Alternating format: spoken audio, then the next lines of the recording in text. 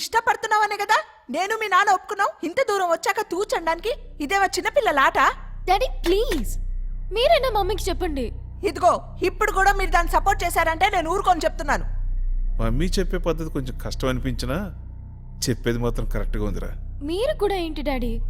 చూడు, నేను కాదు, నా ప్లేస్లో నువ్వు ఉన్నా ఇలాగ ఆలోచిస్తావు. వరుణ్ నువ్వు ఇష్టపడ్డావు, అతను నువ్వు యూఎస్ వెళ్ళటం ఇష్టం లేదు. ఈ జాబు కాదు ఇంకో జాబు. అరే అరే ప్రాబ్లం జాబ్ కాదు డాడీ. కరెక్టే, ప్రాబ్లం జాబ్ కాదు, నువ్వే ప్రాబ్లం. కాదు, ప్రాబ్లమే వాడు. His two possessive. అసలు వాడిది ప్రేమేనా అని డౌట్ వచ్చేస్తుంది. కాదు, వాడిది ప్రేమే కాదు, అనుమానం, భయం. ఓకే ఓకే బాబా, ఒకసారి వరుణ్తో నువ్వు ఓపెన్గా మాట్లాడు.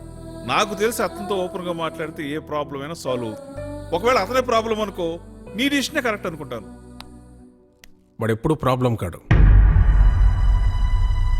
వాడు ప్రాబ్లంని ఫేస్ చేసేవాడే కానీ క్రియేట్ చేసేవాడు కాదు. మీరెవరు?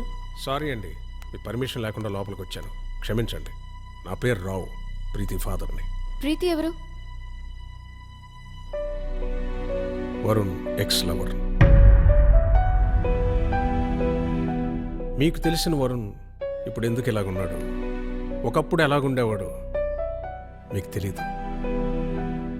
నేను వాడిని ఫస్ట్ హేట్ చేశాను, ఆ తర్వాత లైక్ చేశాను. నువ్వు వాడిని ఫస్ట్ లవ్ చేసావు, ఆ తర్వాత హేట్ చేస్తున్నావు. కానీ వాడు ఎవరినైనా లవ్ చేస్తే ఎప్పటికీ హేట్ చేయడు, ఎందుకంటే వాడికి లవ్ చేయడమే తెలుసు.